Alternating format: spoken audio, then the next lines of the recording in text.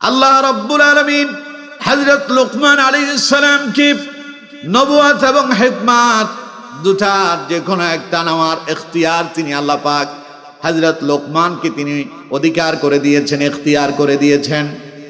হযরত লুকমান তিনি নবুয়তটা পছন্দ না করে, নবুয়তটা কবুল না করে তিনি হিকমত পছন্দ করলেন, কবুল করলেন। আমার বন্ধুগণ, কোন তো দেখি হিকমত বেশি দামি না নবুয়তটা বেশি দামি? দামি কোনটা? নবুয়ত। নবুয়ত যারা পায়, আল্লাহ যাদেরকে নবুয়ত দেন তারা পৃথিবীর শ্রেষ্ঠ মানুষ। সুবহানাল্লাহ। কোন নবুয়ত যাদেরকে দেওয়া হয়েছে তাদেরকে বলা হয়েছে নবী, যারা আল্লাহর পক্ষ থেকে নবুয়ত প্রাপ্ত হয়েছেন। আর যারা নবুয়ত প্রাপ্ত হয়ে পৃথিবীতে এসেছেন, আল্লাহ তাআলা তাদের সম্মান আর মর্যাদা এত বৃদ্ধি করেছেন যে সমস্ত নবীদেরকে আল্লাহ তাআলা নিষ্পাপ বলে ঘোষণা দিয়েছেন। পড়েন সুবহানাল্লাহ। দুনিয়াতে সবচাইতে শ্রেষ্ঠ মর্যাদার আসন যেটা, সেটার নাম হলো রাষ্ট্রপ্রধান বা রাষ্ট্রনেতা।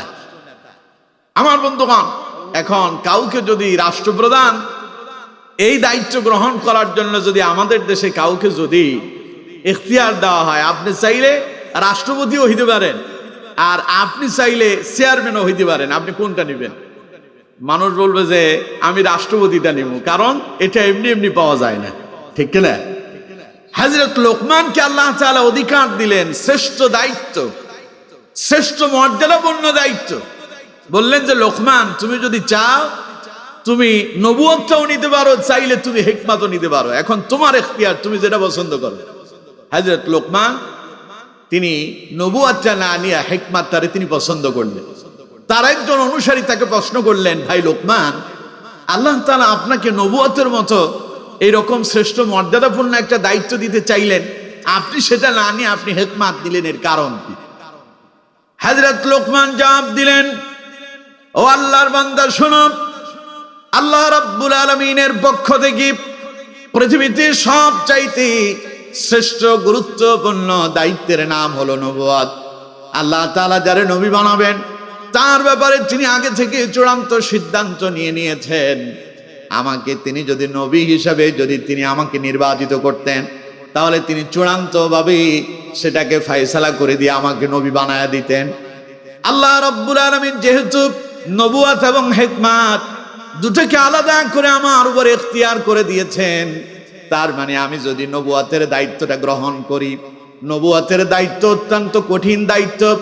এই দায়িত্ব পালন করতে গিয়া নবীরা মার খেয়েছেন, নির্যাতিত হয়েছেন, নিপীড়িত হয়েছেন। এরপরেও নবীরা ধৈর্যের উপরে ইস্তেকামত ছিলেন। হযরত লোকমান বলেন, আমি যদি আল্লাহর কাছে চেয়ে যদি নবুয়তটা নিতাম, ফলে কোন নবুয়তের দায়িত্ব পালন করতে গিয়া যদি করতে গিয়া অস্থির হয়ে যেতাম, আমি যদি তখন কোন ধরনের বাধাগ্রস্ত হতাম, আমি যদি আল্লাহকে বলতাম, আল্লাহ তুমি আমারে নবুয়ত দিয়েছো, আমি তো দায়িত্ব পালন করতে পারছি না, আল্লাহ তাআলা তখন বলতেন, লোকমান তুমি তো নিজে চেয়ে নিয়েছো, আমি তো তোমারে দেই নাই। এই জন্য হযরত লোকমান বললেন, আমি নবুয়তের চাইতে হিকমতটারে বেশি পছন্দ করলাম, হতে পারে এটাই আমার জন্য কল্যাণকর হবে। বলেন সুবহানাল্লাহ।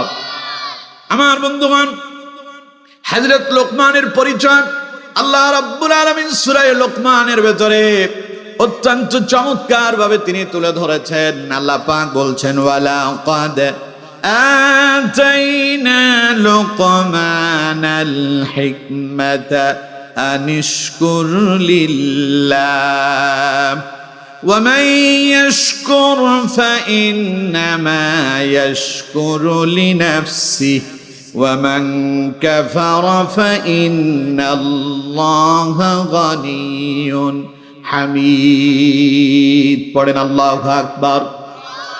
আল্লাহ রাব্বুল আলামিন বলছেন, ওয়ালাকাদ আতাইনা লুকমানাল হিকমা, আমি লোকমানকে প্রজ্ঞার অধিকারী করেছি, জ্ঞানের সমৃদ্ধি বানিয়ে দিয়েছি। আমি আল্লাহ রাব্বুল আলামিন লোকমানকে ইলমের সাগর বানায় দিলাম। লোকমানকে আমি যথেষ্ট প্রজ্ঞা দান করেছি। আল্লাহ পাক বললেন, এই প্রজ্ঞা, এই জ্ঞান, ইলম দিয়া আমি লোকমানকে বললাম, আনিশকুর লিল্লাহ, লোকমান রে আমি যে তোমার এই জ্ঞান দান করলাম, আমি যে তোমার এই প্রজ্ঞা দিলাম, আমি যে তোমার এই হিকমত দান করলাম, এই জন্য তোমার দায়িত্ব হলো তুমি আমার কৃতজ্ঞতা প্রকাশ করো। নিয়ামত পাইলে কৃতজ্ঞতা প্রকাশ করতে হয় কার? চিল্লায় বলতে হবে কার? এই জন্য যখনই আমরা খাবার শেষ করি, খাবার শেষেই আমরা পড়ে নি আলহামদুলিল্লাহ। কারণ রাসূল করিম সাল্লাল্লাহু আলাইহি ওয়াসাল্লাম বলছেন, ইন্নাল্লাহা লা ইয়ারদা আনিল আবদি ইয়াকুলুল উকলাতা ফায়াহমাদুহু আলাইহা ওয়া ইয়াশরাবুশ শারবাতা ফায়াহমাদুহু আলাইহা। নবীজি বলেন, যে ব্যক্তি খাওয়ার সময় আল্লাহর প্রশংসা করে, পান করার সময় আল্লাহর প্রশংসা করে, আল্লাহ রাব্বুল আলামিন তার প্রতি খুশি এবং সন্তুষ্ট হয়ে যান। সুবহানাল্লাহ। প্রশংসা করলে খুশি হন কে? আমার বন্ধুগণ, এই জন্য যখনই আমরা নামাজে দাঁড়ায় যাই, নামাজ শুরু করার সময় আমরা শুরুতেই প্রশংসা কার করি? কোন তো দেখি, চিল্লায় বলেন কার? নামাজে দাঁড়ায় আমরা পড়ি আলহামদুলিল্লাহি রাব্বিল আলামিন। নামাজ শুরু করতে গিয়ে আমরা সকলেই কথা বলেছি, সমস্ত প্রশংসার একচ্ছত্ব মালিক হলেন তিনি, যিনি বিশ্ব জগতের প্রতিপালক। ওই আল্লাহর প্রশংসা দিয়া নামাজ শুরু করে দেয়। তার মানে নামাজের মতো শ্রেষ্ঠ ইবাদত, শ্রেষ্ঠ গোলামি আর একটাও নাই। ঈমান কবুলের পরে মানব জাতির জন্য, ইসলাম কবুলের পরে একজন মুমিনের জন্য সবচাইতে শ্রেষ্ঠ ফরজ আমল যেটা, তার নাম হলো নামাজ। তার নাম কি? রাসূল করিম সাল্লাল্লাহু আলাইহি ওয়াসাল্লাম বলছেন, বুনিয়াল ইসলামু আলা খামসিন শাহাদাতু আল্লা ইলাহা ইল্লাল্লাহ ওয়া আন্না মুহাম্মাদান আবদুহু ওয়া রাসূলুহু ওয়া ইকামিস সালাহ। পড়েন আল্লাহু আকবার। রাসূলুল্লাহ বলেছেন, ঈমানের 5টা স্তম্ভ আছে, তার ভিতরে প্রথম স্তম্ভ হলো কালিমা লা ইলাহা ইল্লাল্লাহ ওয়াহদাহু লা শারীকা লাহু ওয়া আশহাদু আন্না মুহাম্মাদান আবদুহু ওয়া রাসূলুহু। এই কথার সাক্ষ্য দেয়া যে আল্লাহ ছাড়া আর কোনো ইলাহ নাই এবং মুহাম্মাদুর রাসূলুল্লাহ সাল্লাল্লাহু আলাইহি ওয়াসাল্লাম তিনি আল্লাহর প্রেরিত বান্দা এবং রাসূল। এই কথার সাক্ষ্য দেওয়া মানে সেই লোক ঈমানদার হয়েছে, মুমিন হয়েছে। এই কথা যদি কেউ স্বীকার করে, সকালের সূর্য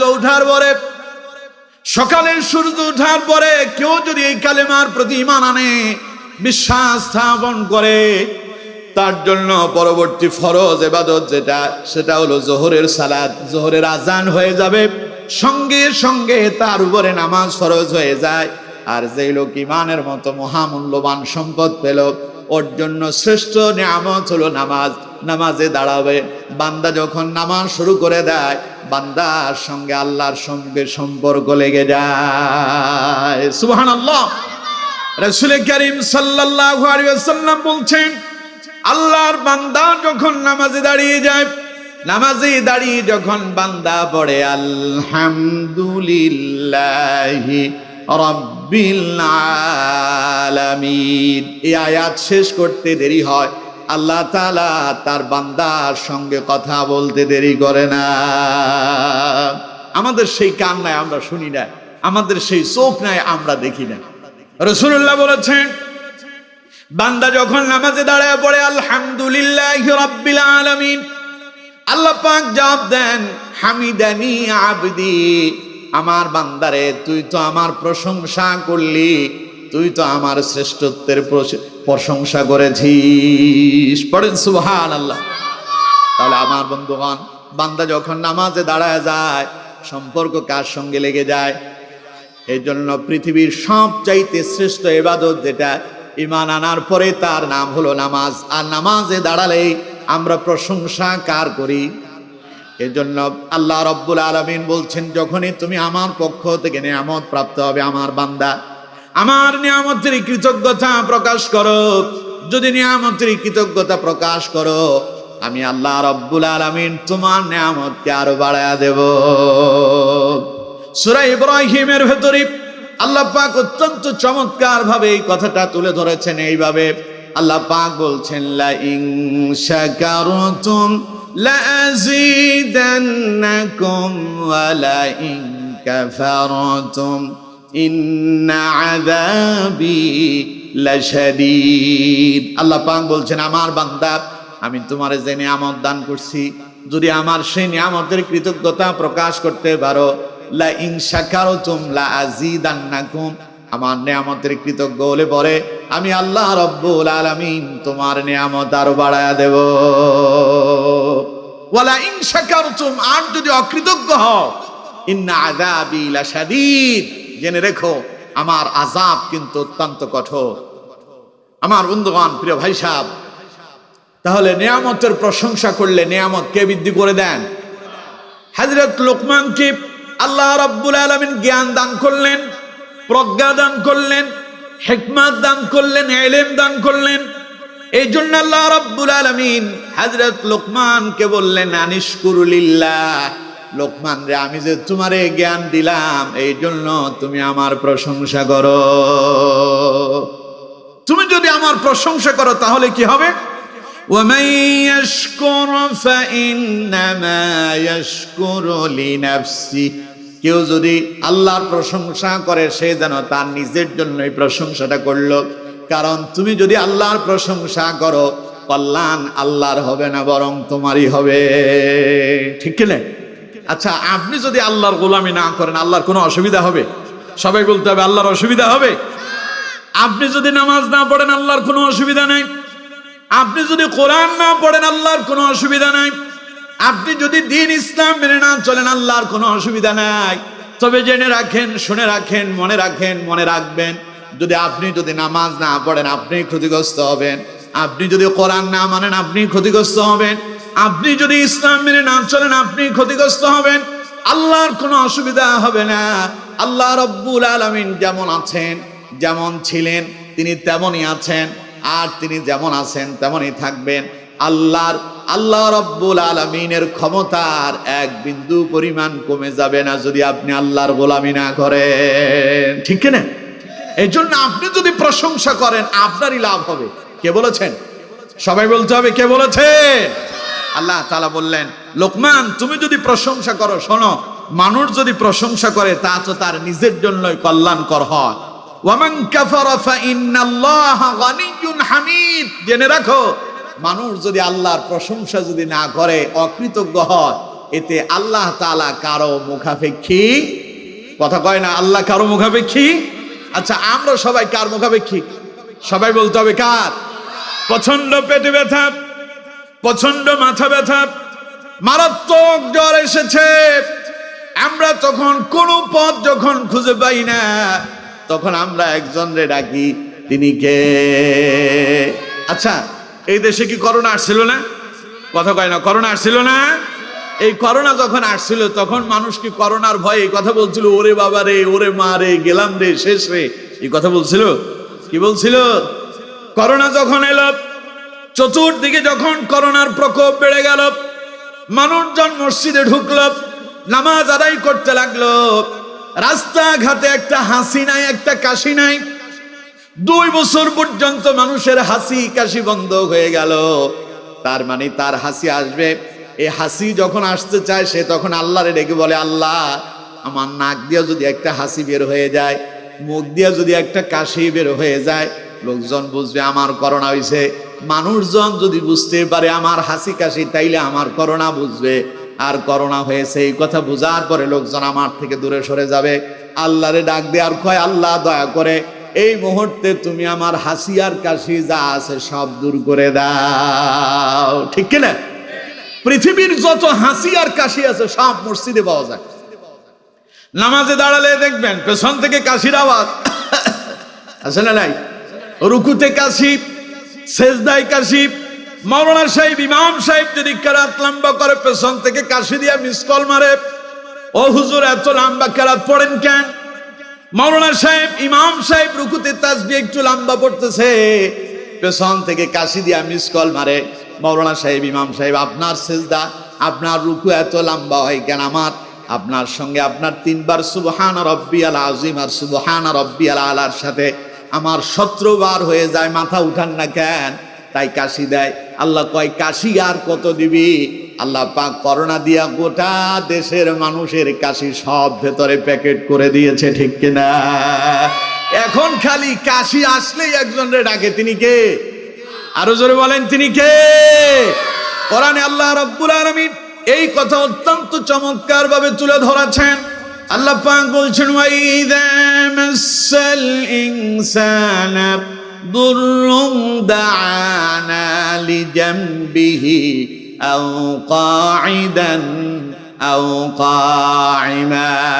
আল্লাহ রাব্বুল আলামিন বলেন, যখন দুনিয়ার মানুষের উপরে আমার কোনো আযাব আর গজব এসে যায়, তখন সে উঠতে বসতে, চলতে ফিরতে, খাইতে শুইতে ঘুমাইতে যেখানে যায় খালি আমারে ডাকে, আল্লাহ বাঁচাও, আল্লাহ বাঁচাও। যখন সে আমারে বারংবার ডাক দেয়, আমি আল্লাহ পাক আমার বান্দার ডাকে সাড়া দেয়, বিপদ আর মুসিবত দূর করে দেয়, তখন সে এমন ভাব ধরে মনে হয় যে জীবনে কোনোদিন সে বিপদে পড়ে নাই। করোনা যখন আসছিল, হাই হাই খালি আল্লাহরে ডাকছে। করোনা যাওয়ার পরে সব আবার আগের মতো হয়ে গেছে, ঠিক কিনা? আল্লাহ তাআলা বলছেন, জেনে রাখো, ওয়ামান কাফারা ফাইন্নাল্লাহা গানিয়্যুন হামিদ। তোমাদের রব কারো মুখাপেক্ষী নন, তোমরাই আল্লাহর মুখাপেক্ষী। আল্লাহ তাআলা কারো মুখাপেক্ষী। সূরা ইখলাসের ভেতরে এই কথা আল্লাহ আরো চমৎকার ভাবে বলেছেন, পড়ুন, কুল হুয়াল্লাহু আহাদ আল্লাহুস সামাদ লাম ইয়ালিদ ওয়া লাম ইউলাদ ওয়া লাম ইয়াকুল লাহু কুফুয়ান আহাদ। পড়েন আল্লাহু আকবার। আল্লাহ তাআলা বলছেন, কুল, নবী আপনি বলুন, আল্লাহু আহাদ, আল্লাহ কয়জন? সবাই বলেন, আল্লাহ কয়জন? যদিও আল্লাহ একজন, আল্লাহুস সামাদ শোনায় দেন, তাম পৃথিবীর মানুষদেরকে শোনায় দেন। মানুষ যখন একা হয়ে যায় তখন অন্যের মুখাপেক্ষী হয়ে যায়। আমি আল্লাহ এক, একক, আমার সমকক্ষ আর কেউ নাই। আল্লাহুস সামাদ জানায় দেন, আমি কিন্তু কারো মুখাপেক্ষী নই। আল্লাহু আকবার। আমি একক, আমি একক ক্ষমতার অধিকারী, আমার সমকক্ষ কেউ নাই। লাম ইয়ালিদ ওয়া লাম ইউলাদ ওয়া লাম ইয়াকুল লাহু কুফুয়ান আহাদ। আমি কাউকে জন্ম দেই নাই, কেউ আমারে জন্ম দেয় নাই। ওয়া লাম ইয়াকুল লাহু কুফুয়ান আহাদ। আসমান এবং জমিনে আমার সমকক্ষ আর কেউ নাই। তার মানে কন্ত দেখি সমস্ত ক্ষমতার একচ্ছত্র মালিক যিনি, তিনি কে? তার মানে আমরা বিপদে পড়লে কার কাছে সাহায্য চাই? চিল্লায় বলতে হবে, কার কাছে?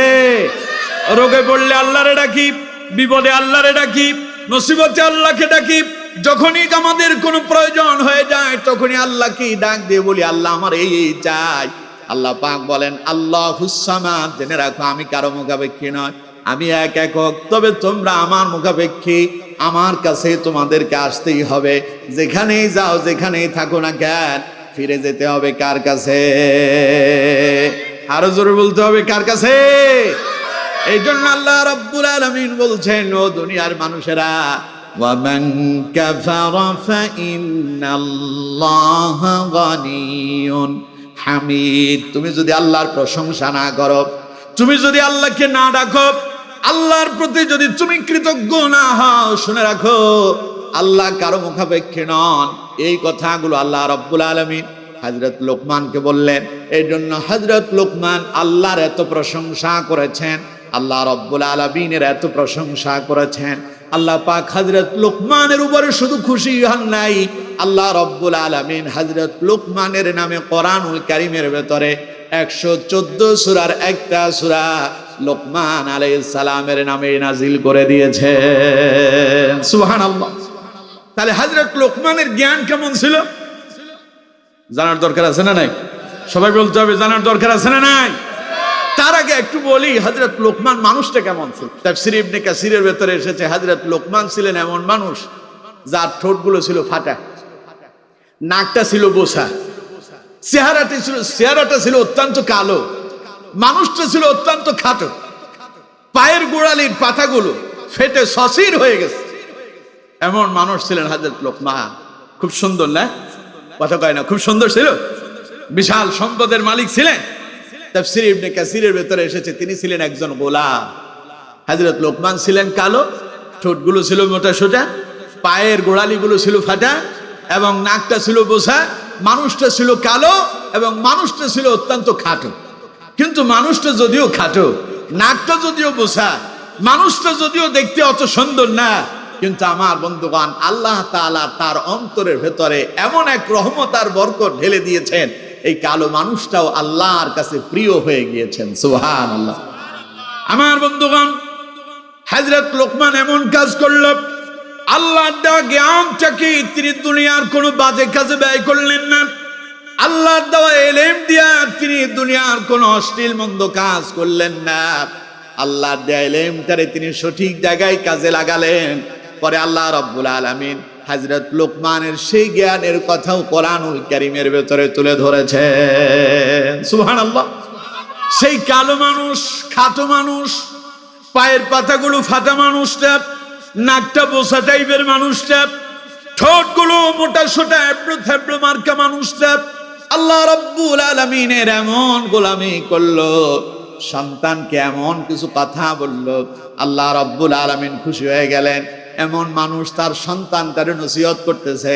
আমার বন্ধুগণ আল্লাহ রাব্বুল আলামিন বলছেন, ওয়া ইয ক্বালা লুকমানু লিবনিহি ওয়া হুয়া ইয়াইযুহু ইয়া বুনাইয়া লা তুশরিক বিল্লাহ ইন্নাশ শিরকা লাযুলমুন আযীম। পড়েন আল্লাহু আকবার। আল্লাহ তাআলা বলছেন, নবী ওয়া ইয ক্বালা লুকমানু লিবনিহি, স্মরণ করুন লোকমানের কথা। তিনি তার সন্তানকে নসিহত করছিলেন। কে কে? লোকমান। ওই যে বললাম কালো মানুষ, খাটো মানুষ, পায়ের গোড়ালি ফাটা, ফেনীর ভাষায় বললে মুড়িয়া হাড়া। আছে না এরকম মানুষ?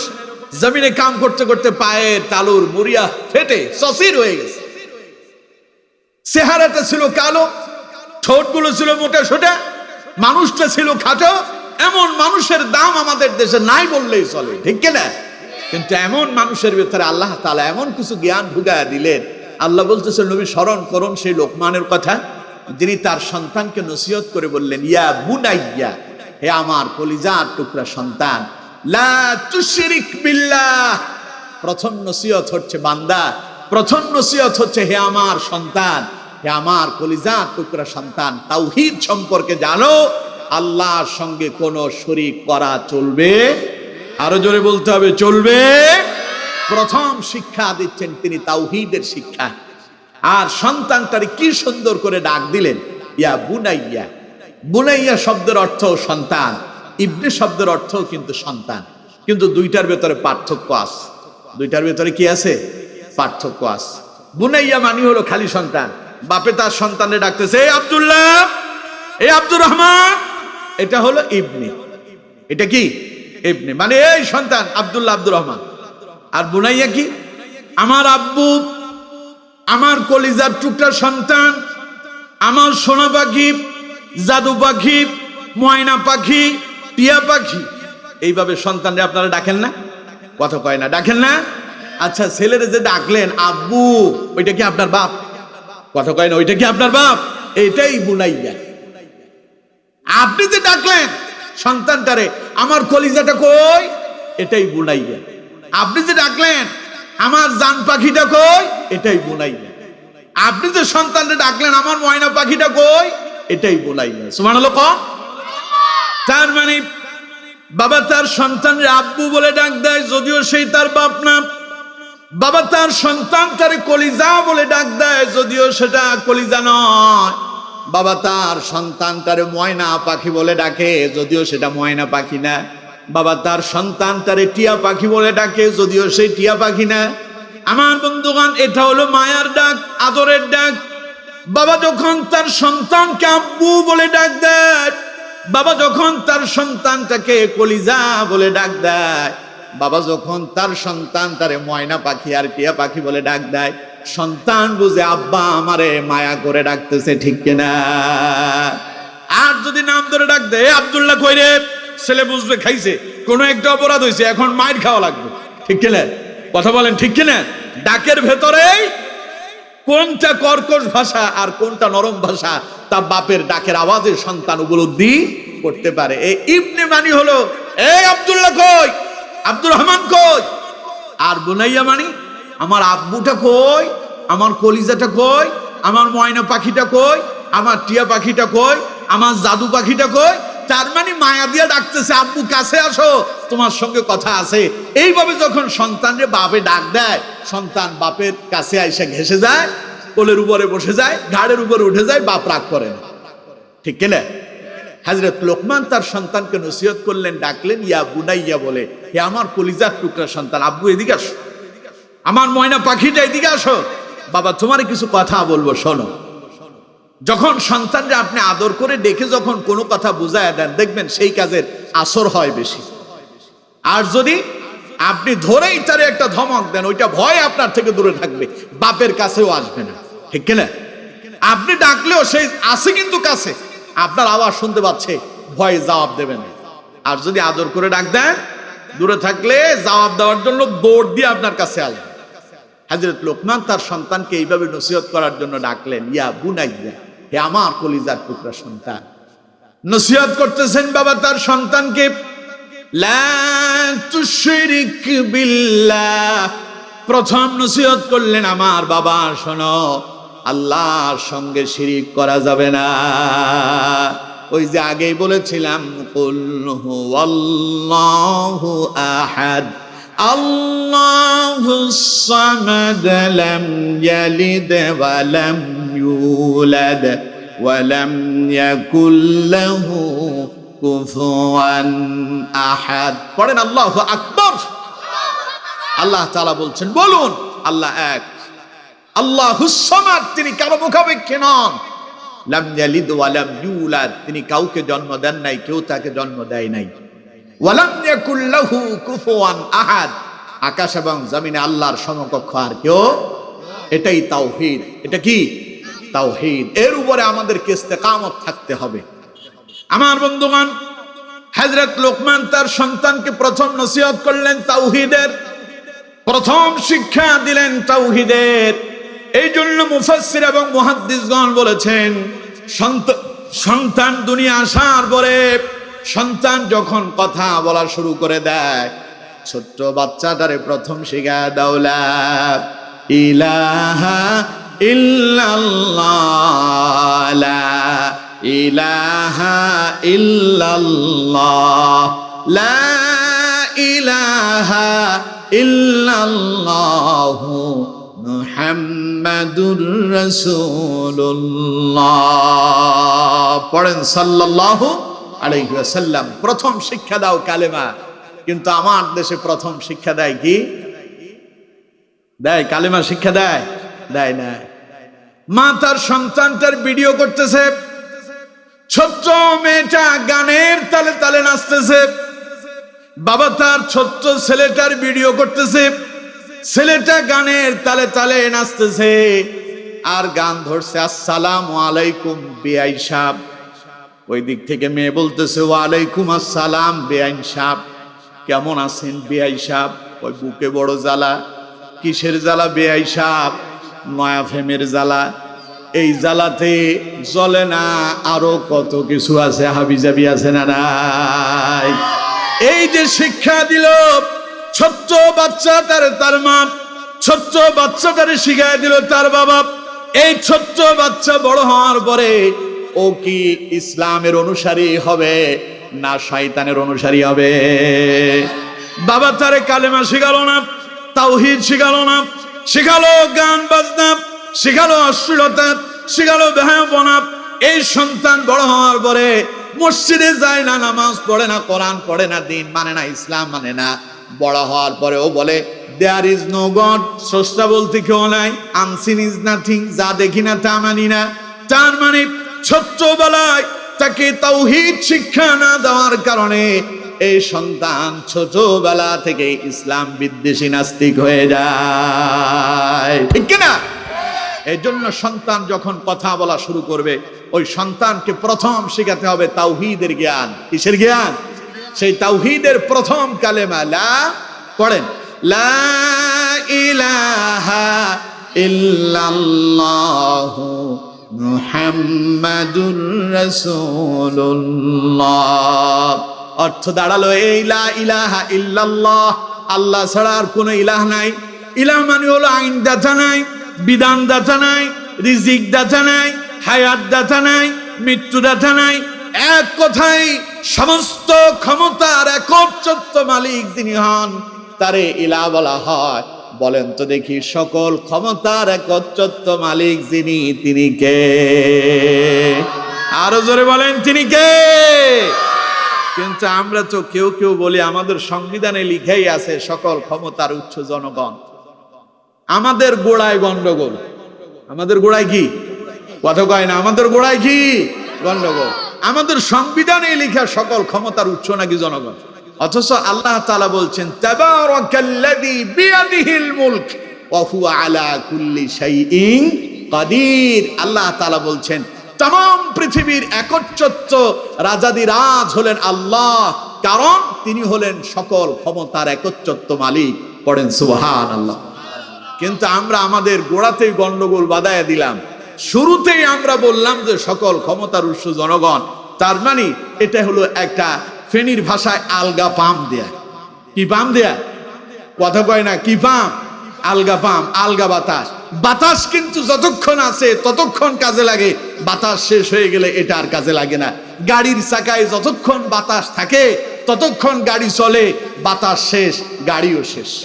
ঠিক কিনা? কথা বলতে হবে, ঠিক কিনা? তার মানে কেউ কেউ রাষ্ট্র ক্ষমতায় যাওয়ার জন্য তারা মানুষদেরকে পাম দেয়, সকল ক্ষমতার মালিক তোমরা, তোমরা চাইলে আমরা ক্ষমতায় যাব। অথচ আল্লাহ তাআলা বলেছেন সকল ক্ষমতার মালিক আল্লাহ। আল্লাহ যাকে চান তারে ক্ষমতা দেন, আল্লাহ যাকে চান তার থেকে ক্ষমতা ছিনায় নেন, আল্লাহ যাকে চান ইজ্জত দেন, আল্লাহ যাকে চান বেইজ্জতি করে ক্ষমতা থেকে নামায় দেন। ঠিক কিনা? কথা আমার না আল্লাহ? জোরে বলেন আমার না আল্লাহ? সূরা আলে ইমরানে চলে যান, আল্লাহ রাব্বুল আলামিন অত্যন্ত চমৎকার ভাবে বলছেন কুলিল্লাহুম্মা মালিকাল মুলকি তুতিল মুলকা মান তাশা ওয়া তানজিউল মুলকা মিম্মান তাশা ওয়া তুইজ্জু মান তাশা وتعز من تشاء وتذل من تشاء بيدك الخير إنك على كل شيء قدير। শেষে আবার কি? ইন্নাকা আলা কুল্লি শাইইন কাদির। আল্লাহ তাআলা বলছেন কুলিল্লাহুম্মা মালিকাল মুলক। নবী শোনায়া দেন সমস্ত রাষ্ট্রের, সমস্ত জগতের একচ্ছত্র রাজাদিরাজ যিনি, তিনি কে? তুতিল মুলকা মান তাশা, তিনি যাকে চান রাজত্ব দেন, ক্ষমতা দেন। ওয়া তানজিউল মুলকা মিম্মান তাশা, তিনি যাকে চান সম্মান দেন। ওয়া তুইজ্জু মান তাশা, তিনি যাকে চান সম্মান দেন। ওয়া তুযিল্লু মান তাশা, তিনি যাকে চান বেইজ্জতি করেন। আল্লাহ রাব্বুল আলামিন বলছেন তুতিল মুলকা মান তাশা ওয়া তানজিউল মুলকা মিম্মান তাশা, তিনি যারে চান ক্ষমতা দেন আর যার থেকে চান ক্ষমতা ছিনায় নেন। আমার বন্ধুগণ, বিগত সময় যারা রাষ্ট্র ক্ষমতায় ছিল তারা বলতো আমরা এমনি এমনি আসি নাই, আল্লাহ আমাদেরকে নিয়ে আসছে। কিন্তু যাওয়ার পরে বলতেছে আমরা কি অন্যায় আর অপরাধ করছি, কেন আমাদেরকে বিতাড়িত করা হয়েছে। ভুলে গেছে পরের অংশ। আল্লাহ বলছেন ক্ষমতা যে আল্লাহ দিয়েছে ওই আল্লাহই ক্ষমতা ছিনায়া নিয়েছে। ঠিক কিনা? ওয়া তুইজ্জু মান তাশা, ইজ্জত দেন কে? সম্মান দেন কে? ওয়া তুযিল্লু মান তাশা, সেই আল্লাহ যদি সম্মান পাওয়ার পরে সম্মান ধরে রাখতে না পারেন, অহংকারী হয়ে যান, আল্লাহ কয় জিল্লতি করে, বেইজ্জতি করে তারে আমি দুনিয়া থেকে শেষ করে দেই। ইন্নাকা আলা কুল্লি শাইইন কাদির। সকল ক্ষমতার মালিক কে? চিল্লায় বলেন সকল ক্ষমতার মালিক কে? এই ব্যাপারে আসলেই আমরা আলগা পাম দিতে খুব ভালোবাসি। আপনারা চাইলেই না আমরা ক্ষমতায় যাব, নাইলে আমরা কেমনে যাব? কিন্তু আমরা এই কথা বলি না। যারা ইসলামী রাজনীতি করে, যারা কোরআনের আইন দিয়ে রাষ্ট্র পরিচালনা করার স্বপ্ন দেখে, যারা কোরআনের আইন বাস্তবায়ন করার স্বপ্ন দেখে, তারা বলে না জনগণ আমাদেরকে ক্ষমতায় নিয়ে যাবে, বরং তারা বলে আল্লাহ যদি চান তাহলে আমরা ক্ষমতায় যেতে পারবো। ঠিক কিনা? তার মানে ক্ষমতা দেওয়ার মালিক কে? এর নাম লা ইলাহা ইল্লাল্লাহ। ইলা তারে বলে যে সকল ক্ষমতার মালিক। সকল ক্ষমতার মালিক কে? আমার বন্ধুগণ, সুতরাং এই ব্যাপারে কেউ যদি অন্য কাউকে ক্ষমতার মালিক মনে করে, বুঝতে হবে সে শিরিক করে দিয়েছে, সে জঘন্য অপরাধ করেছে। হযরত লোকমান তার সন্তানকে বললেন, আমার বাবারে, আমার কলিজার টুকরা সন্তান, প্রিয় বাবা শোনো, লা তুশরিক বিল্লাহ, খবরদার আল্লাহর সঙ্গে কাউকে শরীক স্থাপন করব না, কারণ আল্লাহর সমকক্ষ আর কেউ নাই। জেনে রাখো আব্বা, তুমি যদি এমন কাজ করো, আল্লাহর সঙ্গে যদি কাউকে যদি অংশীদার স্থাপন করো, শুনে রাখো কত বড় পাপ হবে সেটা। ইন্নাশ শিরকা লাযুলমুন আযীম। শিরিক হচ্ছে এক মহা জুলুম। শিরিক কি? জুলুম। ওই যে আমরা বিগত সময় যারা শাপলা চত্বরে রাতের আধারে 2013 সালের 5 মে হাজার হাজার আলেমদেরকে গুলি করে হত্যা করছিল, আমরা তাদেরকে বলি জালেম। ঠিক কিনা?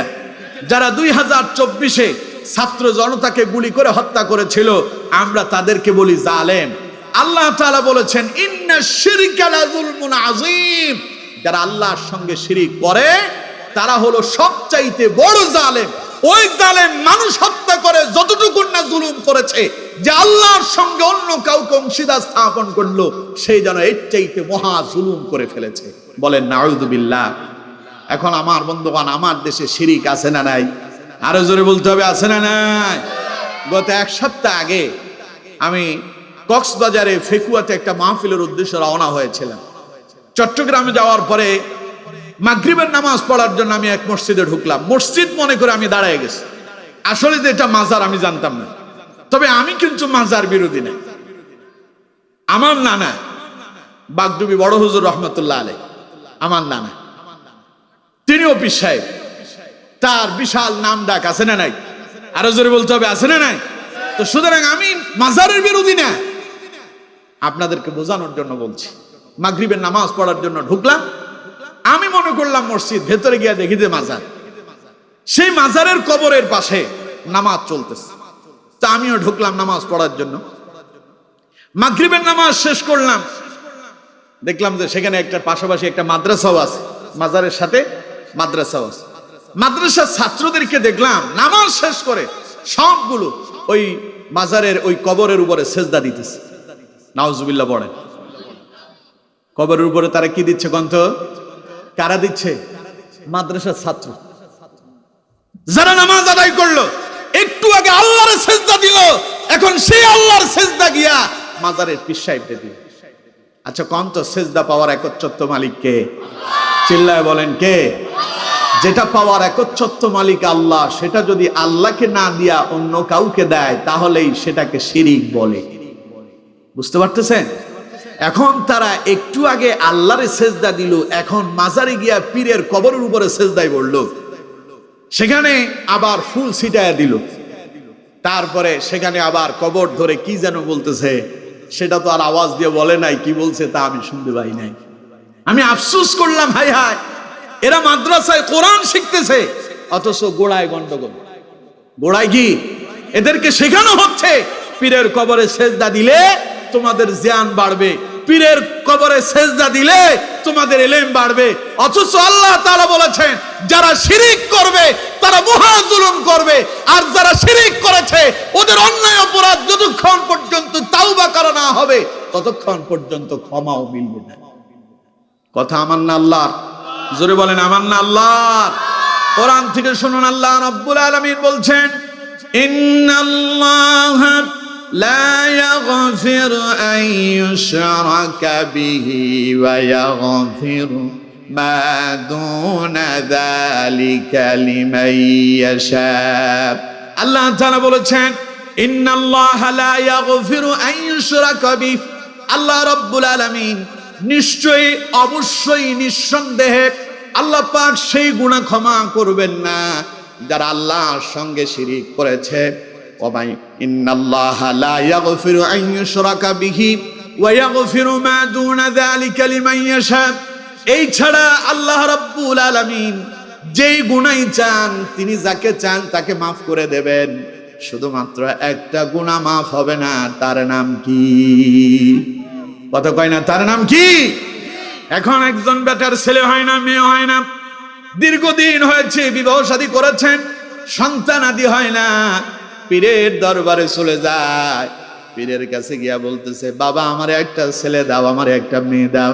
আমার বন্ধুগণ, আমি আপনাদেরকে প্রশ্ন করি, কোন তো দেখি ছেলে দেওয়ার মালিক কে? মেয়ে দেওয়ার মালিক কে? ছেলে দেওয়ার মালিক আল্লাহ, মেয়ে দেওয়ার মালিক আল্লাহ। আল্লাহ তাআলা যাকে চান তিনি তাকে ছেলে দেন, যাকে চান তিনি তাকে মেয়ে দেন, যাকে চান তিনি ছেলেও দেন মেয়েও দেন, যাকে চান ছেলেও দেন না মেয়েও দেন না, তারে তিনি বান্দা বানায় দেন।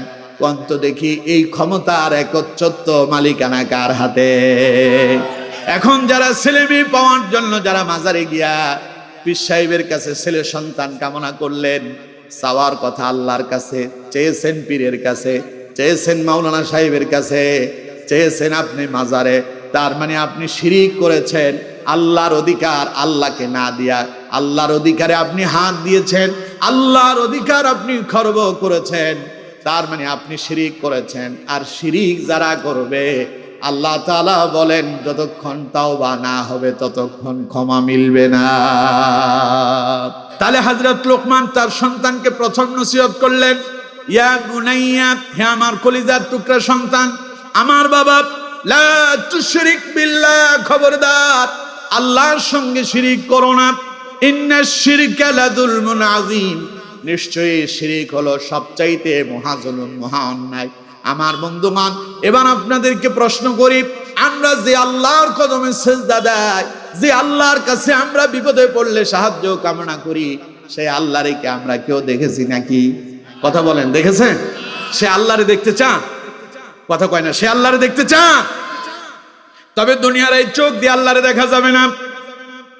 পরকালে কিয়ামতের ময়দানে আল্লাহ রাব্বুল আলামিন তার বান্দাদের ভেতরে এমন এক চোখ তিনি ফিট করবেন, ওই চোখ দিয়ে আল্লাহরে দেখা যাবে।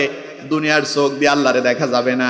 যদি দুনিয়ার চোখ দিয়ে আল্লাহরে দেখা যেত, তাহলে হযরত মুসা আলাইহিস সালাম যখন তুরে পাহাড়ে গিয়ে আল্লাহর সঙ্গে কথা বলেছেন, আল্লাহকে দেখার জন্য তিনি আবদার জানালেন, আল্লাহকে দেখার জন্য তিনি বারবার আকুতি করলেন। আল্লাহ রাব্বুল আলামিন বলছেন, লান তারানি, দেখা যাবে না। হযরত মুসা আলাইহিস সালাম বললেন, আল্লাহ আমি ছাড়ার পাত্রই না, আমি তোমার দেখবই। আল্লাহ তাআলা বললেন, ঠিক আছে মুসা, তাহলে তুরে পাহাড়ে আসো, আমি তোমার সঙ্গে দেখা দেব। আল্লাহ তাআলা বলছেন, ওয়ালা কিনিনজুর ইলাল জাবালি فإن استقر مكانه فسوف تراني فلما تجلى ربه للجبل جعله دكا وخر موسى صعقا পড়েন আল্লাহু আকবার। মুসা আলাইহিস সালাম আল্লাহরে দেখতে গেল তুরে পাহাড়ে। আল্লাহ রাব্বুল আলামিন বলছেন, মুসা এলো আমারে দেখার জন্য। আমি আল্লাহ রাব্বুল আলামিন আমার আরশ আজিম থেকে কিঞ্চিত পরিমাণ আমার ৭০,০০০ নূরের পর্দা সরায়া দিয়া কিঞ্চিত পরিমাণ আমার নূরের তাজাল্লি যখন পাহাড়ের উপরে পড়ল, আল্লাহ পাক বললেন, ওয়া খাররা মূসা সাইকা, মুহূর্তের ভেতরে মূসা পাহাড়ের উপরে শীত হয়ে পড়ে গেল। গোটা পাহাড়ের সব গাছপালা, তরুলতা, গাছ গাছালি যা আছে সব পুড়ে ছাই হয়ে গেল। আল্লাহ তাআলা যে মুসা আলাইহিস সালামের সঙ্গে সাক্ষাৎ দিতে চেয়েছিলেন, কতটুকুন সময় ছিল জানেন? মুহাদ্দিসিনে কারাম, মুফাসসিরিনে কারাম বলেছেন, হযরত মুসা আলাইহিস সালামের সঙ্গে আল্লাহ তাআলা দেখা করার জন্য 2-1 মিনিটও নূরের পর্দাটাকে তিনি সরায়া রাখেন নাই। 1 মিনিট, 1 সেকেন্ডকে 1000 ভাগ করলে 1 মাইক্রোসেকেন্ড বলা হয়। 1 মাইক্রোসেকেন্ডকে 1000 ভাগ করলে 1 ন্যানো সেকেন্ড বলা হয়। এই 1 ন্যানো সেকেন্ডের কম সময়, একটা সেকেন্ডকে 1000 ভাগ করলে 1 মাইক্রোসেকেন্ড, ওই 1 মাইক্রোসেকেন্ডকে আরো 1000 ভাগ করলে 1 ন্যানো সেকেন্ড। 1 ন্যানো সেকেন্ডের কম সময়ের জন্য আল্লাহ তাআলা তার আরশে আজিম থেকে একটু নূরের ঝিলিক মারলেন। আল্লাহ তাআলা যে ঝিলিকটা মারলেন, পর্দা যে সরালেন, কতটুকুন ছিল? মুহাদ্দিসিনে কারাম ব্যাখ্যা করেছেন, আমাদের যে কনিষ্ঠ আঙ্গুল আছে, ফেনীর ভাষা কান্না আঙ্গুল, কোন আঙ্গুল? কান্না আঙ্গুল। এই যে কান্না আঙ্গুলের উপরে যে নখ আছে, মুফাসসিরিনে কারাম ব্যাখ্যা করেছেন এই নখটাকে ৭০,০০০ ভাগ করলে যতটুকুন হয়, ওই ৭০,০০০ ভাগের ১ ভাগের চাইতেও কম, সামান্য কিঞ্চিত পরিমাণ আল্লাহ তাআলা নূরের পর্দাটাকে সরায়া দিলেন। মুহূর্তের ভেতরে হযরত মূসা আলাইহিস সালাম সিট হয়ে সেখানে ফিট হয়ে গেল। তাহলে দুনিয়ার এই চোখ দিয়ে আল্লাহরে দেখা যাবে না। তবে আল্লাহ তাআলা বলছেন, আমার বান্দারা, আমি তোমাদের সঙ্গে দেখা দেব। আল্লাহ পাক বললেন, নবী আমার পৃথিবীর মানুষদেরকে শোনা দেন, ফামান কানা ইয়ারজু লিকা রাব্বিহি ফালইআমাল আমালান সালিহান ওয়া লা ইউশরিক বিইবাদাতি রাব্বিহি আহাদা। আমার বন্ধুগণ, আল্লাহ তাআলা বলছেন, ফামান কানা ইয়ারজু লিকা রাব্বিহি ফালইআমাল আমালান সালিহান ওয়া লা ইউশরিক বিইবাদাতি রাব্বিহি আহাদা।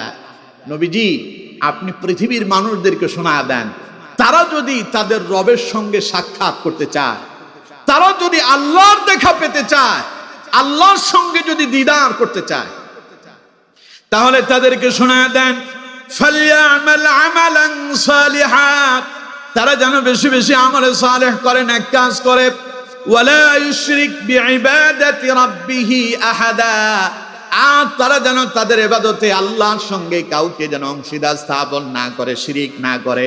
তার মানে যারা শিরিক মুক্ত আল্লাহর ইবাদত করবে, যারা শিরিককে বাদ দিয়ে আল্লাহর গোলামি যারা করবে, আল্লাহর সঙ্গে যারা শরীক স্থাপন করবে না, কিয়ামতের দিন আল্লাহ রাব্বুল আলামিন তাদের সঙ্গে দিদার করে সাক্ষাৎ দিয়ে দেবেন।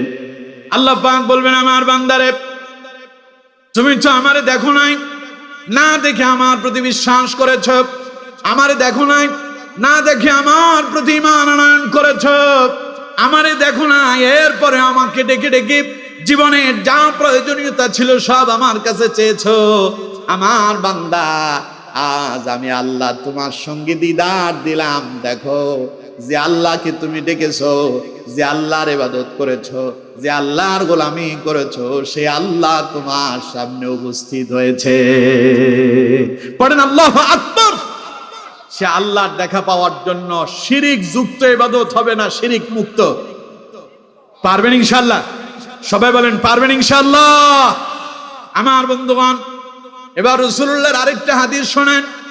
নবীজি বলছেন, মান মাতা লা ইউশরিক বিল্লাহি শাইআন দাখালাল জান্নাহ, যেই ব্যক্তি আল্লাহর সঙ্গে শিরিক করলো না, আল্লাহর সঙ্গে অংশীদার স্থাপন করলো না, ও মরলেই আল্লাহ তারে জান্নাতে প্রবেশ করায়া দেবে। জান্নাতে যেতে চান? জান্নাতে যেতে চান? তাহলে শিরিক মুক্ত ইবাদত করতে হবে। আল্লাহর সঙ্গে সাক্ষাৎ করতে চান? শিরিক মুক্ত ইবাদত করতে হবে। আল্লাহর সঙ্গে সাক্ষাৎ হয়ে যাবে, আপনিও জান্নাতের মেহমান হয়ে যাবেন। আল্লাহ তাআলা আমাদেরকে কবুল করুন, পড়ুন আমিন। আমার বন্ধুগণ, তাহলে হযরত লোকমানের প্রথম নসিহতটা সন্তানকে কি ছিল? লা তুশরিক বিল্লাহ, আমার বাবা তুমি আল্লাহর সঙ্গে শিরিক স্থাপন করো না, অংশীদার স্থাপন করো না, কারণ ইন্না শিরকা লাযুলমুন আযীম, এটা হলো মহাপাপ, মহাজুলুম, মহা অন্যায়। এই গেল একটা। হযরত লোকমান তার সন্তানকে দ্বিতীয় নসিহত করলেন, ইয়া বুনাইয়া ইন্নাহা ইন তাকু মিসকালা হাববাতিন মিন খারদালিন ফাতাকুন ফি সাখরাতিন আও ফিস সামাওয়াতি আও ফিল আরদি ইয়াতি বিহাল্লাহ ইন্নাল্লাহা লাতীফুন খাবীর। হযরত লোকমান তার সন্তানকে দ্বিতীয় নসিহত করলেন, ইয়া বুনাইয়া, হে আমার কলিজার টুকরা সন্তান, ইন্নাহা ইন তাকু মিসকালা হাব্বা, জিনিস যত ছোটই হোক, যদি সরিষার দানা পরিমাণ যদি কোনো গুনাহ হয়, সরিষার দানা পরিমাণ যদি ছোট্ট কোনো অপরাধ হয়ে যায়, আমার আব্বা শুনে রাখো, ফাতাকুম ফি সখরাতিন আও ফিস সামাওয়াতি আও ফিল আরদ, ওটা যদি পাথরের ভেতরে যদি লুকায়িত করা হয়, কিংবা ওটা যদি আসমানের ভেতরে গোপন রাখা হয়, কিংবা সেটা যদি জমিনের ভেতরে দাফন করে দেওয়া হয়, ইয়াতি বিহাল্লাহ, আল্লাহ তাআলা সেটাও বের করে আনতে সক্ষম। আল্লাহু আকবার। জিনিস যত ছোটই হোক, ওটা যদি সরিষার দানা পরিমাণও হয়, সরিষার দানা তো আপনারা দেখছেন না, কত 2-4 মণ হবে না? হ্যাঁ, 2-4 কেজি হবে। কতটুকু হবে? এত ছোট যে ওটা মেশিনে দিলে হিসাবই আসবে না। ওইটার ওজন কতটুকু জানার জন্য আপনাকে যেতে হবে জুয়েলারি দোকানে, যেখানে স্বর্ণ বিক্রি হয়, ওদের কাছে যে মেশিন আছে, ওই মেশিনে দিলে বোঝা যাবে এটার ওজন কতটুকু হবে। আল্লাহ তাআলা বলছেন, হযরত লোকমান তার সন্তানকে নসিহত করতেছে, জ্ঞান কি, আল্লাহ তার কি পরিমাণ জ্ঞান দান করেছেন। তিনি তার সন্তানকে বলছেন, ইয়া বুনাইয়া, আমার কলিজার টুকরা সন্তান, আব্বা, ইন্নাহা ইনতাকু মিসকালা হাব্বা, কোনো কিছু যদি সরিষার দানা পরিমাণও হয়, ফাতাকুম ফি সখরাতিন, সেটা যদি পাথরের ভেতরে যদি লুকায়িত করা হয়, আও ফিস সামাওয়াতি, অথবা সেটা যদি আসমানের ভেতরে লুকিয়ে রাখা হয়, আও ফিল আরদি, অথবা সেটা যদি জমিনের ভেতরে দাফন করে ফেলা হয়, ইয়াতি বিহাল্লাহ, আল্লাহ তাআলা সেটাও বের করে আনতে সক্ষম। তার মানে বাবা, গুনাহ যত ছোটই হোক, অপরাধ যত ছোটই হোক, তুমি যদি ছোট্ট গুনাহটাও করো, সেই ছোট্ট গুনাহটাও আল্লাহ রাব্বুল আলামিন তোমার সামনে উপস্থাপন করে দেখাবেন। কারণ ইন্নাল্লাহা লাতীফুন খাবীর, তিনি এমন একজন রব যিনি সূক্ষ্ম থেকে অতি সূক্ষ্ম জিনিসও মানুষের সামনে উপস্থাপন করতে সক্ষম। তিনি সব দেখেন, তিনি সব জানেন, তিনি সর্বাধিক জ্ঞাত। পড়েন সুবহানাল্লাহ। সেটা যত ছোটই হোক, সেটা কে দেখছেন? আপনার সামনে দিয়ে একটা ছোট্ট পিপিলিকা হেঁটে যায়, আপনি দেখেন না।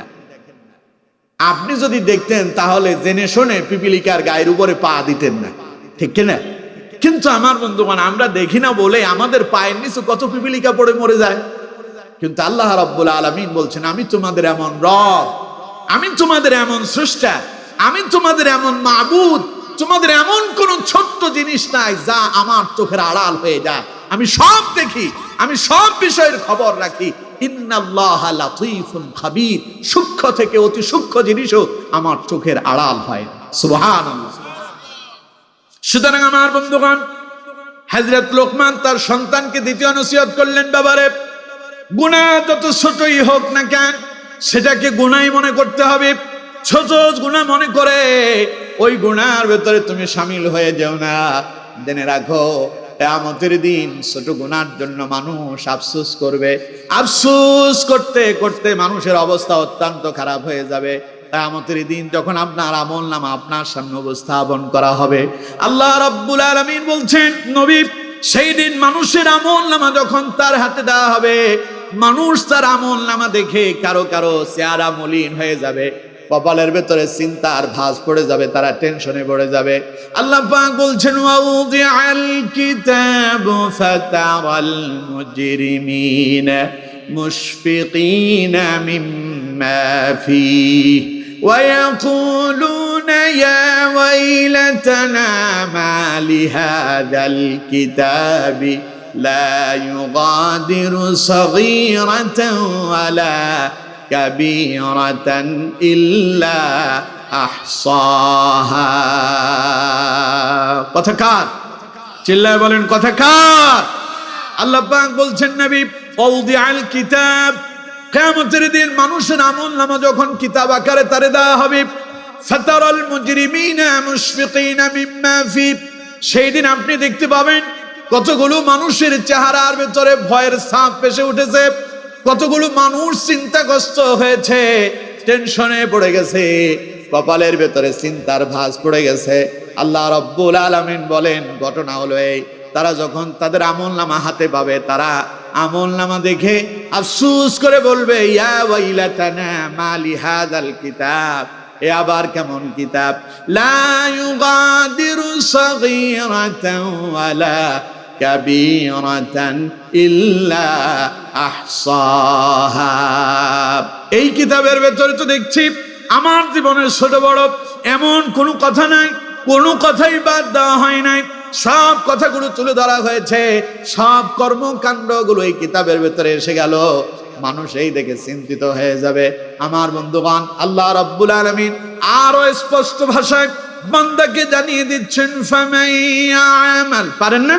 পড়েন, ফামাইয়ামাল মিসকালা যাররাতিন খায়রান ইয়ারা ওয়া মাইয়ামাল মিসকালা যাররাতিন শাররান ইয়ারা।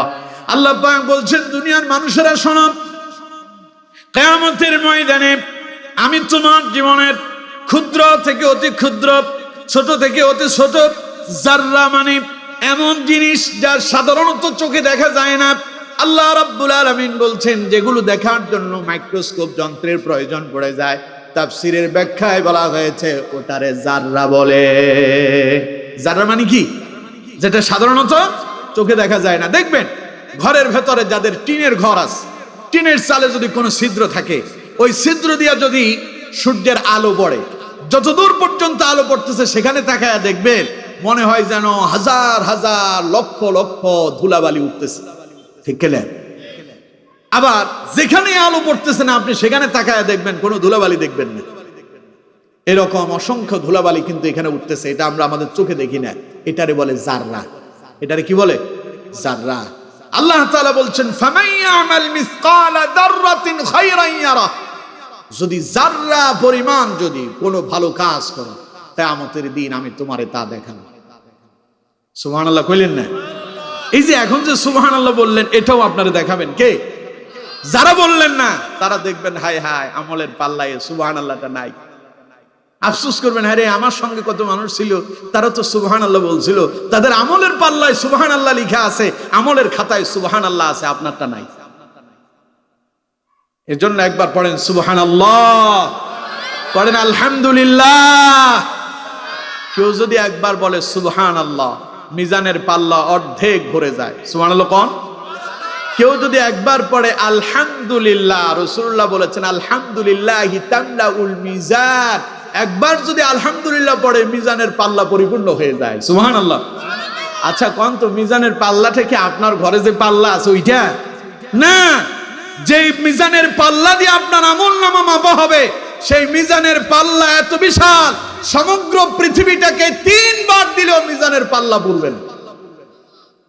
সুবহানাল্লাহ বাড়ি যাবে, এত কৃপণ মানুষ হয়। সুবহানাল্লাহ বললে কি টাকা লাগবে? সমগ্র পৃথিবীটারে 3 বার যদি মিজানের এক পাল্লায় দেয় তাহলেও মিজানের পাল্লা ভরবে না। চিন্তা করেন, আল্লাহু আকবার। আমার বন্ধুগণ, এই জন্য সেই দিন মানুষ সত্য আমলের জন্য আফসোস করবে। মানুষ বলবে, আরে কেন আমি একবার সুবহানাল্লাহ বললাম না, কেন একবার আলহামদুলিল্লাহ বললাম না, কেন একবার আল্লাহু আকবার বললাম না, কেন আল্লাহর জিকির করলাম না? সামান্য সময়টাও যদি আল্লাহর জিকিরে ব্যয় করতাম, আজ তো আমার আমল নামাতে ভালো একটা নেকি পেয়ে যেতাম। আমার বন্ধুগণ, সেই দিনকার অবস্থা এমন হবে, ওয়া মাইয়ামাল মিসকালা যাররাতিন শাররান ইয়ারা, অণু থেকে অণু বালিকণা পরিমাণ, জাররা থেকে অতি জাররা, ক্ষুদ্র থেকে অতি ক্ষুদ্র, যা মাইক্রোস্কোপ যন্ত্র ছাড়া দেখা যায় না, এমন ছোট্ট কোন গুনাহ যদি মানুষ করে, কিয়ামতের দিন আল্লাহ পাক বলেন সেই ছোট্ট গুনাহটাও তোমার সামনে আমি উপস্থাপন করে দেখায় দেব। এই অবস্থা দেখে সেই দিন অপরাধীরা বলবে, ওয়া ইয়াকুলুল কাফিরু ইয়া লাইতানি কুনতু তুরাবা, আরে যদি মাটিটা ফেটে যেত, আমি মাটির ভিতরে ঢুকে যেতাম, আরে আমি যদি মাটি হয়ে যেতাম, কেন মাটি হয়ে গেলাম না? সেই দিন শুধু আফসোস করবেন, কিন্তু আফসোস করা ছাড়া কোনো পথ খোলা থাকবে না, বেরিয়ে আসার আর কোনো পথ নাই। আছে কি? এই জন্য আমার বন্ধুগণ, গুনাহ যত ছোটই হোক না কেন, ছোট্ট গুনাহটাও করা যাবে। কথা কয় না, ছোট্ট গুনাহ করা যাবে। ছোট্ট গুনাহ থেকে আমাদেরকে বিরত থাকার জন্য চেষ্টা করতে হবে। আমার বন্ধুগণ, এই জন্য হযরত লোকমান তার সন্তানকে নসিহত করলেন, বাবারে, যদি কোনো জিনিস ক্ষুদ্র থেকে অতি ক্ষুদ্র হয়, ইন্নাহা ইনতাকুম মিসকালা হাব্বা, ওটা যদি সরিষার দানা পরিমাণও হয়, ফাতাকুম ফি সাখরাতিন, ওটা যদি পাথরের ভেতরে লুকায়িত রাখা হয়, আও ফিস সামাওয়াতি, অথবা সেটা যদি আসমানে গোপন রাখা হয়, আও ফিল আরদি, অথবা সেটা যদি জমিনের ভেতরে দাফন করে ফেলা হয়, ইয়াতি বিহাল্লাহ, তোমার আল্লাহ সেটাও বের করে আনতে সক্ষম। সুতরাং আমার কলিজার টুকরা সন্তান, ছোট্ট গুনাহটাও করা থেকে তুমি বিরত হয়ে যাও। আপনি আপনার বুকের ভেতরে হাত দিয়া বলেন, আপনি আপনার ছেলের জীবনে কোনোদিন এমন নসিহত করছেন কি? আমার বন্ধুগণ, এবার চিন্তা করেন, হযরত লোকমানকে আল্লাহ তাআলা কি জ্ঞান দিলেন, কি সুন্দর, কি চমৎকার কথা। মানুষটা কালো, ঠোঁটগুলো মোটা সোটা, ঠোঁট দিয়া লালা পড়ে, নাকটা বোসা, মানুষটা খাটো, পায়ের পাতার গোড়ালি গুলো সব ফেটে চসির হয়ে আছে। এমন মানুষটা তার সন্তানকে উপদেশ দিচ্ছে, নসিহত করতেছে, বাবারে, আল্লাহর সঙ্গে শিরিক করবা না, এবং খবরদার আমার আব্বা শুনে রাখো, ক্ষুদ্র থেকে অতি কোনো ক্ষুদ্র যদি কোনো গুনাহ হয়, ছোট্ট গুনাহ থেকেও নিজেরে তুমি মুক্ত রাখো। আল্লাহু আকবার। হয়ে গেল কয়টা? দুইটা। 3 নাম্বার নসিহত শুনেন। আল্লাহ রাব্বুল আলামিন বলছেন, হযরত লোকমান তার সন্তানকে নসিহত করলো, ইয়া বুনাইয়া, প্রত্যেক শব্দে আব্বু, কলিজার টুকরা সন্তান, বাবা আমার, সোনামণি, জাদুমণি, আমার কলিজার টুকরা বাবা, শোনো, ইয়া বুনাইয়া আকিমিস সালাতা ওয়া আমুর বিল মা'রুফি ওয়ানহা আনিল মুনকারি ওয়াসবির আলা মা আসাবাক ইন্না যালিকা মিন আজমিল উমুর। পড়েন আল্লাহু আকবার। আগে গেল দুইটা, এই আয়াতে একসাথে 4টা নসিহতের কথা আল্লাহ পাক তুলে ধরেছেন। হযরত লোকমান তার সন্তানকে 3য় নসিহত করলেন, ইয়া বুনাইয়া আকিমিস সালাহ, আমার আব্বা, অবশ্যই তুমি নামাজ কায়েম করবে। কি কায়েম করবে? সবাই বলেন কি? কিন্তু দুর্ভাগ্য, আজ আমরা অসংখ্য বাবা এমন আছি, আব্বা খালি নামাজই পড়ে না, তাকবীরে উলার সাথে প্রতিদিন মসজিদের প্রথম কাতারে নামাজে দাঁড়ায় যায়, কিন্তু তার সন্তান নামাজ তো পড়েই না, বরং নামাজের সময় গান বাজনার সিনেমা বাজায়। আছে না নাই? তিনি আব্বা নামাজ পড়তেছেন, তার সন্তান ইয়াবার সঙ্গে মিশে গিয়েছে।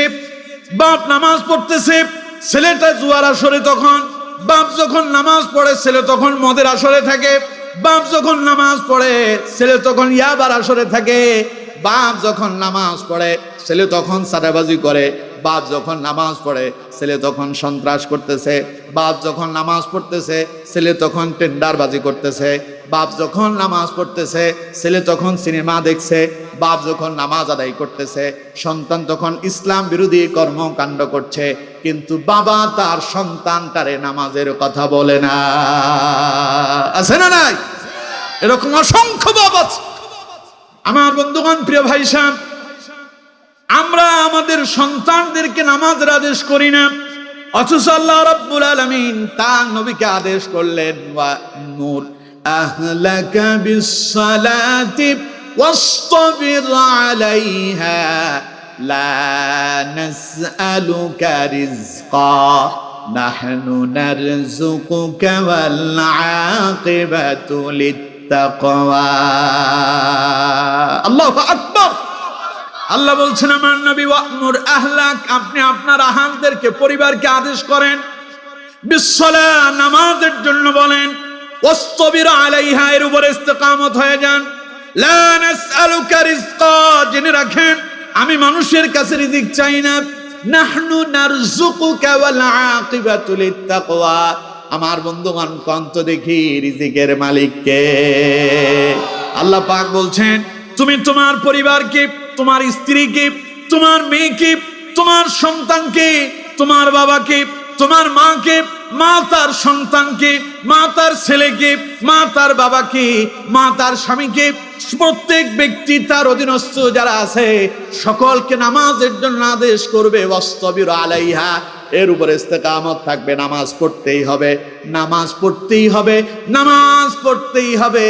এই আদেশ মাওলানা সাহেবের না, আল্লাহর। দৈনিক কয়বার? সবাই বলেন কয়বার? কে ফরজ করেছেন? কে ফরজ করেছে? কিন্তু দুর্ভাগ্য 5 বার মুয়াজ্জিন আপনার মসজিদে ডাকে, আপনি আসেন না। মুয়াজ্জিন আপনারা ডাকতেছে, হাইয়া আলাস সালাহ, আসো নামাজের দিকে। আপনি বলেন মুয়াজ্জিন নামাজে গেলে কি হবে? মুয়াজ্জিন বলতেছে হাইয়া আলাল ফালাহ, আসো কল্যাণের দিকে। তার মানে নামাজে এলে কল্যাণ মিলবে, নামাজ পড়লেই কল্যাণ মিলবে। কারণ নামাজ আপনি যদি সঠিকভাবে আদায় করতে পারেন, আল্লাহ পাক বলছেন ইন্নাস সালাতা তানহা আনিল ফাহশাই ওয়াল মুনকার। নামাজ এমন এক ইবাদত যা মানুষদেরকে জাগতিক সকল প্রকারের পাপাচার থেকে ফিরায় রাখবে। তার মানে কারো নামাজ যদি নামাজের মতো হয়, ও নামাজ আদায় করার পরে ঘুষের আড্ডায় যাবে না, জুয়ার আড্ডায় যাবে না, ও হারাম পন্থা বিবর্জন করবে না, ও সুদ খাবে না, সুদ দেবে না, সুদের সাথে সম্পৃক্ত হবে না। নামাজ যদি নামাজের মতো হয়, নামাজি ব্যক্তিটারে দিয়া সিনেমার আসর বানানো যাবে না। নামাজ যদি নামাজের মতো হয়ে যায়, নামাজি ব্যক্তি গান বাজনার আসরে যাবে না। নামাজি ব্যক্তি যদি নামাজের মতো নামাজ আদায় করে, ওই নামাজি ব্যক্তি নামাজ শেষ করে অন্যের জমিনের আইল কেটে দিয়া নিজের জমিন প্রশস্ত করতে যাবে না। নামাজ যদি নামাজের মতো হয়ে যায়, ওই আল্লাহর বান্দা আল্লাহর আইনের বিরুদ্ধে কখনো কথা বলার দুঃসাহস দেখাবে না। সুতরাং আমাদের নামাজটা নামাজের মতো হচ্ছে না বলে আমাদের কপালে কল্যাণ মিলে না। আমরা নামাজও পড়ি, সিনেমাও দেখি, নামাজও পড়তেছি, গান বাজনাও শুনতেছি, নামাজ পড়তেছি, জুয়ার আসরে যাচ্ছি, নামাজ পড়তেছে আবার সুদও খাচ্ছে, নামাজ পড়তেছে ঘুষও নিচ্ছে, নামাজ পড়তেছে অশ্লীল মন্দ কাজও করতেছে। তার মানে বুঝতে হবে তার নামাজটা যেমন নামাজ হওয়ার দরকার ছিল তেমন নামাজ হয় নাই। নামাজ যদি নামাজের মতো হয়ে যায়, নামাজি বান্দার জন্য কল্যাণও মিলে যায়, ঠিক কিনা আমার বন্ধুগণ? সুতরাং হযরত লোকমান তার সন্তানকে 3 নাম্বার নসিহত যেটা করলেন সেটা কি? সবাই বলেন কি? ইয়া বুনাইয়া আকিমিস সালাত, আমার আব্বা তুমি নামাজ কায়েম করো।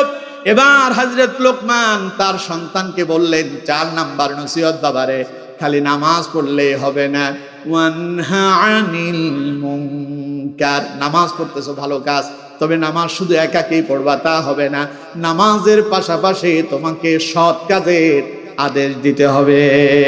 তার মানে তুমি যেমন নামাজে আসছো, আরেকজনকেও নামাজের দিকে ডাকো। তুমি যেমন দিনের কাজ করতেছো, আরেকজনকেও দিনের পথে ডাকো। তুমি যেমন আল্লাহওয়ালা কাজ করতেছো, আরেকজনকে আল্লাহর পথে ডেকে নিয়ে আসো। তুমি যেমন ইসলামী আন্দোলন করতেছো, আরেকজনকে ইসলামী আন্দোলনমুখী করো। তুমি যেমন কোরআনের আইন বাস্তবায়ন করার জন্য চেষ্টা করতেছো, আরেকজনকেও কোরআনের আইন বাস্তবায়ন করার জন্য দাওয়াত দাও। আদেশ কার? জোরে বলেন আদেশ কার? হযরত লোকমান তার সন্তানকে বলল, বাবা, হযরত লোকমান বললেন আকিমিস সালাহ ওয়া'মুর বিল মারুফ, তুমি সৎ কাজের আদেশ দাও, মানুষদেরকে ভালো কাজের দিকে ডাকো। শুধু নিজেই নামাজ পড়বা তা হবে না, অন্যদেরকেও নামাজের দিকে নিয়ে আসো। ওয়ানহা আনিল মুনকার, আর তোমার 5 নাম্বার দায়িত্ব হলো যেখানে অন্যায় দেখবা সেখানে বাধা দেবা। 5 নাম্বারটা কি? ওয়ানহা আনিল মুনকার, যেখানে অন্যায় সেখানে বাধা দাও। কে এই নসিহত করতেছিল? লোকমান। কে? লোকমান নসিহত করতেছে, আল্লাহ আমাদেরকে শোনাচ্ছে।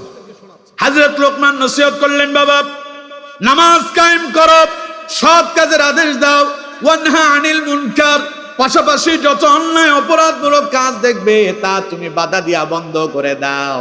তার মানে আমার বন্ধুগণ, খালি সৎ কাজের আদেশ দিলেই হবে না, গান বাজনার বিরুদ্ধে কথা বলতে হবে, সিনেমার বিরুদ্ধে কথা বলতে হবে, সন্ত্রাসের বিরুদ্ধে দাঁড়াতে হবে, অশ্লীলতা বেহায়াপনার বিরুদ্ধে আপনাকে প্রতিবাদ করতে হবে, আপনাকে জিনা ব্যভিচারের বিরুদ্ধে সোচ্চার হতে হবে, দুর্নীতির বিরুদ্ধে আপনাকে দাঁড়িয়ে যেতে হবে, আপনাকে সন্ত্রাসের বিরুদ্ধে দাঁড়িয়ে যেতে হবে, চাঁদাবাজি, টেন্ডারবাজি, খুন খারাপি যত মন্দ কাজ আছে সব মন্দ কাজগুলো বন্ধ করে দেওয়ার জন্য আপনাকে প্রতিবাদ করতেই হবে।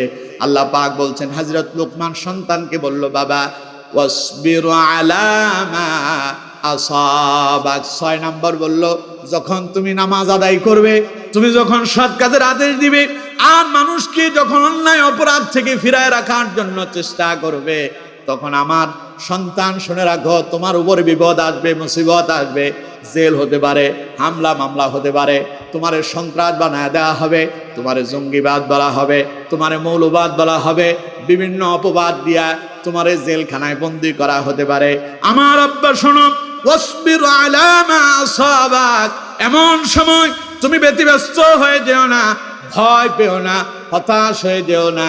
ওই বিপদ আর মুসিবতে তুমি ধৈর্যের পরিচয় দাও। সুবহানাল্লাহ। তুমি নামাজ কায়েম করো, ওয়ামুর বিল মারুফ, সৎ কাজের আদেশ দাও, ওয়ানহা আনিল মুনকার, অসৎ কাজে বাধা দাও। 6 নম্বর এই কাজ করলে বিপদ আসবে, মুসিবত আসবে, তখন তোমার দায়িত্ব ওয়াসবির আলা মা আসাবাক। হতাশ হয়ে যেও না, ভয় পেও না, ধৈর্য ধারণ করো, কারণ যারা ধৈর্য ধারণ করে তাদের সঙ্গে কে থাকে? আল্লাহ রাব্বুল আলামিন বলছেন, ইন্নাল্লাহা মা'আস সাবিরিন। ধৈর্যশীলদের সঙ্গে যিনি থাকেন তিনি কে? এই জন্য বিপদ আর মুসিবত আসলে তখন কি করতে হবে? ধৈর্য ধরতে হবে, নামাজ আদায় করতে হবে, সৎ কাজের আদেশ দিতে হবে, অসৎ কাজে বাধা দিতে হবে, বিপদে মুসিবতে ধৈর্য ধারণ করতে হবে। ইন্না যালিকা মিন আজমিল উমুর। হযরত লোকমান তার সন্তানকে বললেন, বাবা শোনো, এই কাজগুলো মোটেও সহজ নয়, বরং ইন্না যালিকা মিন আজমিল উমুর, এটা দৃঢ় সংকল্পের কাজ। এই কাজ করলে বিপদ আসে, এটা সবাই করতে পারে না, তবে আব্বা নসিহত করলাম এই কাজগুলো তুমি করবা। সুবহানাল্লাহ। কোন এ গেল কয়টা? 6টা। 7 নম্বর শুনুন, হযরত লোকমান তার সন্তানকে বললেন, ওয়ালা তুসাইর খাদ্দাকা লিন-নাসি ওয়ালা তামশি ফিল আরদি মারহা। হযরত লোকমান তার সন্তানকে বললেন, ওয়ালা তুসাইর খাদ্দাকা লিন-নাস, খবরদার অহংকার করে মানুষদেরকে অবজ্ঞা করো না।